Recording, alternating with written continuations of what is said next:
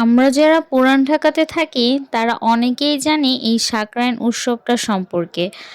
প্রতি বছর 14ই জানুয়ারি এই শাকরায়ন উৎসবটা পালন করা হয়। তো আজকেও ঠিক তাই হলো। তো কি হলো সবকিছুই আজকের ভিডিওতে থাকছে।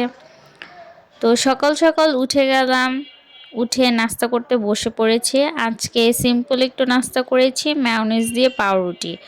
নাস্তা করতে করতেই বারান্দার দিকে চা নিয়ে চলে গেলাম। যেহেতু পুরান ঢাকায় থাকি তো শাকরাইনটা সবসময় দেখা হয়, কিন্তু যেহেতু অনেক বেশি নিষেধাজ্ঞা এবার করা হয়েছে তাই সকালবেলা কোনো আওয়াজ ছাড়াই ঘুম ভেঙে গিয়েছে। তো বারান্দায় যে একটু দেখছিলাম, তো বারান্দা থেকে এসে এই যে দুই বুড়ি খেলা করছে, দুই বুড়ি খুব আনন্দেই আছে। আনন্দে তারা দুইজন এই দুষ্টামিগুলো করছে। তো এই যে আরেকজনকে দেখেন কি, দুই বোন খুব দুষ্টুমি করছে।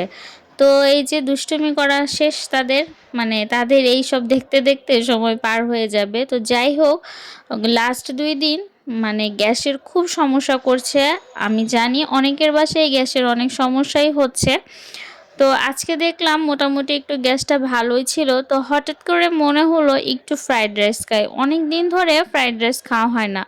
তো হঠাৎ করে যেহেতু মন চেয়েছে, তো বাসায় কোনো কিছুই তেমন একটা অ্যাভেলেবেল ছিল না, যা কিছু ছিল তাই দিয়ে আমি আজকে একটু ফ্রাইড রাইসটা করে দিচ্ছি।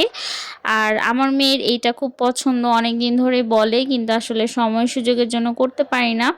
আপনারা যদি চান আমি এইটার ফুল রেসিপি আলাদা করে আপলোড করে দিব। যদি আপনারা এই রেসিপিটা আমার কাছে চান তাহলে কমেন্ট করবেন, তাহলে আমি আলাদা করে এই রেসিপিটা আমি সুন্দর করে শেয়ার করে দিব। তো ভিডিওটা লং হয়ে যাবে দেখে আমি এটা স্পিডটা একটু তাড়াতাড়ি করে দেখিয়ে দিলাম। তো চাইলে আমি এই রেসিপিটা আলাদা করে আপনাদের সাথে শেয়ার করব। তো এখানে সুন্দর করে যাই ছিল বাসার মধ্যে, যা যা ভেজিটেবল ছিল আর প্রন ছিল, এগুলো দিয়ে আমি ফ্রাইড রাইসটা করে ফেলেছি। তো খেতে মাশাল্লাহ খুবই ভালো হয়েছে। আর আমার হাতে ফ্রাইড রাইসটা যেই খেয়েছে সবাই বলে কম বেশি যে একদম রেস্টুরেন্টের মতো একটা টেস্ট আসে। তো যদি আপনারা চান আমি এটা শেয়ার করব। তো এই যে অলমোস্ট আমার ফ্রাইড রাইসটা রেডি। তো ফ্রাইড রাইস রেডি হওয়ার পর গোসল টোসল সেরে একদম ফ্রেশ হয়ে বসে পড়েছি লাঞ্চ করার জন্য। আজকে আর তেমন ঝামেলা করিনি, তো একদম শর্টকাটে একটা ফ্রাইড রাইস রেসিপি করে ফেলেছি। মেয়েকে খাওয়ানোর পর নিজেও বসে গিয়েছি খাওয়ার জন্য।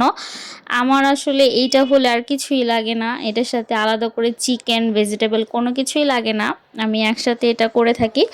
আমার কাছে এটা খুব ভালো লাগে। তো এই যে খাওয়া দাওয়া শেষ করে একদম বারান্দায় চলে গেলাম। তো ছোটো মেয়েটা ঘুমিয়ে গিয়েছে, তো বড় মেয়েটা বলতেছে আম্মু ছাদে চলো। যেহেতু মানে আজকে ঘুড়ি উড়ানোর উৎসব চলছে, একদম আশেপাশে সবাই ঘুড়ি উড়াচ্ছে, সবাই যে, তো আমার মেয়েরও ইচ্ছে করছে সে ছাদে যাবে। তো ছোট মেয়েটাকে ঘুম পাড়িয়ে রেখেছি, কি করব। তো ভাবলাম যে ও উঠলে তাহলে ছাদে নিয়ে যাব। তো এইদিকে সে উঠার পর আমি ছাদে চলে আসলাম। প্রতি বছর এই দিনটাতেই শাকরায়ন উৎসবটা পালন করা হয়। যারা পুরান ঢাকায় থাকেন তারা অবশ্যই জানেন শাকরায়ন জিনিসটা কি। এটাকে ঘুড়ি উৎসব বলে। সবাই এই দিন ঘুড়ি উড়ায়। যেহেতু এটা অন্য ধর্মের, আই মিন হিন্দু ধর্মাবলম্বীর একটা উৎসব, কিন্তু পুরান ঢাকার মানুষ অনেক বছর ধরে এই উৎসবটা পালন করে থাকে দেখে হিন্দু মুসলমান সকল ধর্মের মানুষই এই উৎসবটাকে আমরা পালন করে থাকি। কিন্তু ইদানিং এই উৎসবের নামে অনেক অশ্লীলতা, অনেক অনেক কিছু চলছে যেটা আসলে এলাকাবাসীর মোটেও পছন্দ না। তো এই বছর আসলে অনেক মসজিদ, অনেক মাদ্রাসা থেকে এই উৎসবটা পালন করা থেকে বিরত থাকার জন্য আগের দিনই অনেক বেশি মাইকিং করা হয়েছে। যেহেতু ছাদে ছাদে ডিজে পার্টি করা হয়, মেয়ে বাহিরে নিউ টাউন থেকে অনেক মেয়েরা এসে আসলে এই উৎসবটাকে একদম নষ্ট করে ফেলেছে, মানে খুবই বাজেভাবে এই উৎসবটাকে পালন করেছে। তার ফলে এত পরিমাণ আওয়াজ, এত পরিমাণ আতশবাজি, গান, এসবে আসলে এলাকাবাসী, অনেক মুরব্বি থাকে, বাচ্চা থাকে, যাদের অনেক বেশি প্রবলেম হয়। নরমালি আমরা ছোটবেলায় দেখেছি এই উৎসবটাকে ঘিরে যে ছাদে ছাদে সবাই ঘুড়ি উড়ায়, তারপর সবাই ঘুড়ি কাটাকাটি নিয়ে বাগাটা লোট এগুলো নিয়ে আসলে আমরা ছোটবেলা থেকেই দেখেছি। তারপর সন্ধ্যা হলে মশাল জ্বালায়, এই সবই আসলে করেছি। কিন্তু ইদানিং আসলে এই উৎসবটাকে একদমই ক্লাবের মতো বানিয়ে ফেলেছে, ডিজে পার্টি এসব করে করে খুবই বাজে করে ফেলেছে, যার কারণে এইটা নিয়ে এলাকাবাসীর একটা প্রতিবাদ তৈরি হয়েছে। তো এই বছর আসলে এত বেশি প্রতিবাদ করা হয়েছে আর এত বেশি সবাই সতর্কতা দেখিয়েছে, যার কারণে আসলে ছাদে ছাদে আর তেমন আগের মতো মানে যে প্রতি বছর যেইটা হয় সেটা আর হয়নি। তো এই বছর সকাল থেকেই দেখলাম যে সবাই ছাদে ছাদে ঘুড়ি উড়াচ্ছে।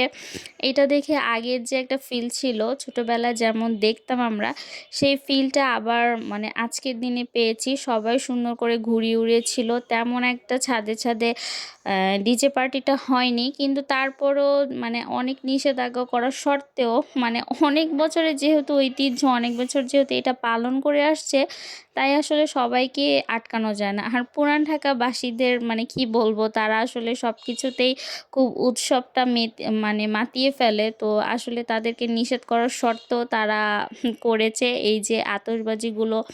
সন্ধ্যা হওয়ার সাথে সাথেই সারাদিন আসলে কোনো আওয়াজ পাইনি, একদম সত্যি কথা। সারাদিন তেমন গান বাজনা, যেহেতু ভোর থেকেই শুরু করে গানের আওয়াজ, মানে গানের আওয়াজে টিকা আর যায় না, মানে বাসশুদ্ধ মানে কাঁপাকাঁপি শুরু হয়ে যায়, বাচ্চারাও পর্যন্ত ভয় পায়। কিন্তু এইবার আসলে তেমনটা হয়নি। তো তারপরেও সন্ধ্যার দিকে মানে সন্ধ্যাটা গড়িয়ে আসছিল, তখন আসলে আশেপাশে যেরকম লেজার বাতি, তারপর কিছু আতশবাজি শুরু হয়ে গিয়েছিল। কিন্তু অ্যাটলিস্ট গত বছর বা বিগত বছরগুলোর থেকে এইবার মানে একটু মানে কমেছে। আসলে অভ্যাসগত তো, তাই ছাড়তে একটু সময় লাগবে। তো দেরি হলেও আস্তে আস্তে অবশ্যই ঠিক হয়ে যাবে, আমরা আশা করা যায়। তো এই যে সন্ধ্যাবেলা এই যে লাইটিংয়ের একদম চতুর্পাশে শুধু লাইটিং আর লাইটিং। আর বাচ্চারা যেহেতু আসলে কোনো কিছু বুঝে না, তো বাচ্চাদের আসলে ঘরে আটকে রাখা যায় না। তো না চাওয়া সত্ত্বেও আমার মেয়েকে নিয়ে আমার ছাদে আসতে হয়েছে। মেয়ে আসলে দেখবে, তো বাচ্চা মানুষ তো আর কোনো কিছু বুঝে না, আর কি করার, তাই আসলাম। বাসার সবাই বিল্ডিংয়ের সবাই আসলে উঠেছিল, আশেপাশে সবাই উঠেছিল। তো আসলে নিষেধ করার শর্তে অনেকেই এই আতশবাজি করেছে। তো সেগুলোই একটু দেখছিলাম আর এই যে একটু ভিডিও করছিলাম। দেখতে আসলে ভালোই লাগে, কিন্তু আসলে কি মানে যখন একসাথে অনেক বেশি আতশবাজি হয় না, যারা অসুস্থ হার্টের রোগী থাকে, ছোট বাচ্চা থাকে, তাদের জন্য আসলে এই জিনিসগুলো খুব ক্ষতি করে। তারা আসলে এই পটকার সাউন্ডগুলো নিতে পারে না, তাদের জন্য খুবই কষ্টকর। আমরা যারা ইয়াং আছি তাদের জন্য সহনীয় হয়, কিন্তু অসুস্থ মানুষ যারা ঘরে মুরব্বি থাকে তাদের জন্য আসলে এটা খুবই মানে কষ্টকর। যারা পুরান ঢাকায় থাকেন তারা অবশ্যই জানেন। তো কি করার, আস্তে আস্তেই হোক, মানে এই শাকরানের নামে যে মানে এই কষ্টগুলো দেওয়া হয় সেগুলো যেন আস্তে আস্তে কমে যাক, সেটাই আমরা চাই। যারা সচেতন নাগরিক আছেন বা আমরা একটু বুঝি, তারা যেন এটা চেষ্টা করব এটাকে কমিয়ে দেওয়ার জন্য। তো যাই হোক, আশেপাশে এই যে কত লাইট, কত পটকাবাজি হচ্ছিল, তো সেটাই ঘুরে ঘুরে দাঁড়িয়ে দেখছিলাম। আর আমার ছোট মেয়েটা আমার কোলে ছিল, সে একটু ভয় পাচ্ছিল।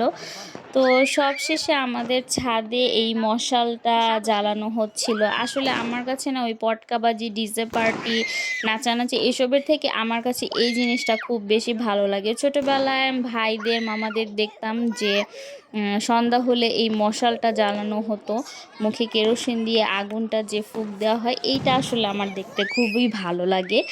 আর যাই হোক, এইটা আমার কাছে খুব ভালো লাগে আমার পার্সোনালি। তো এইটা খুব সাহসের একটা ব্যাপার আসলে আমার কাছে। তো মানে দেখতে ভালো লাগে, কিন্তু আসলে যারা করে তাদের মানে বলা যায় খুবই সাহস। মুখে কেরোসিনটা নিয়ে যেভাবে ফু দিচ্ছিল, আমার নিজেরই ভয় লাগতেছিল। কিন্তু আসলে যারা করে তাদের হয়তো ভালো লাগে। তো এই জিনিসটা আমার দেখতে খুব ভালো লাগে। তো এইটাই আসলে দেখার জন্য ওয়েট করছিলাম। তো এইটা কার কার ভালো লাগে বলবেন। ছোটোবেলায় এটা অনেক দেখতাম। তো আজকে এইটা দেখার জন্যই সন্ধ্যা পর্যন্ত রয়ে গিয়েছিলাম। তো শেষমেশ এটাও দেখলাম, ভালোই লাগছিল। তো কারা কারা ভিডিওটা কোন এলাকা থেকে দেখছেন আর পুরান ঢাকা থেকে কারা কারা দেখছেন এই ভিডিওটা অবশ্যই কমেন্ট সেকশনে জানিয়ে দিবেন। আপনাদের এলাকায়ও কি এই সংক্রান্তিটা পালন করা হয় বা এরকম কি হয়েছে আজকে, সেটাও জানাবেন। আর আমার ভিডিওটা কেমন লাগলো সেটাও অবশ্যই কিন্তু জানাতে ভুলবেন না। ভিডিওটা যদি ভালো লেগে থাকে অবশ্যই আমার ভিডিওতে লাইক করবেন, কমেন্ট করবেন, আর আপনাদের যদি ভালো লাগে সেটা শেয়ার করবেন আপনার টাইমলাইনে।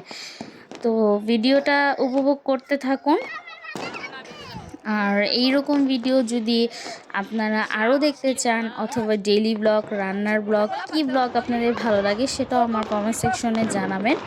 আপনাদের মতামত অনুযায়ী আমি ভিডিও করার ট্রাই করব।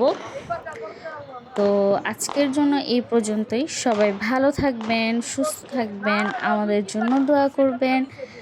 আর এই যে আতশবাজিগুলো হচ্ছে সেটা একটু এনজয় করেন। তো আল্লাহ হাফেজ।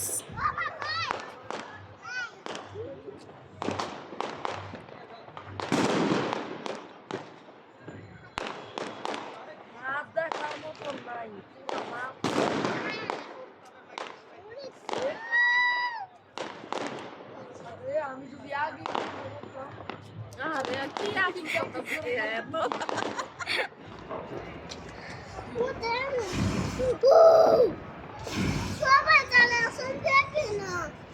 দেখা যাচ্ছে তো।